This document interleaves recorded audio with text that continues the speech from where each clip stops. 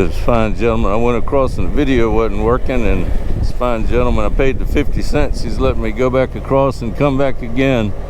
So this was closed the last 12 days from flooding. So that explains a lot of the high water in the creeks that we were having. So this is the North Fork of the Potomac. We're in West Virginia, and we'll go right back, turn around, and then we'll be right back into Maryland.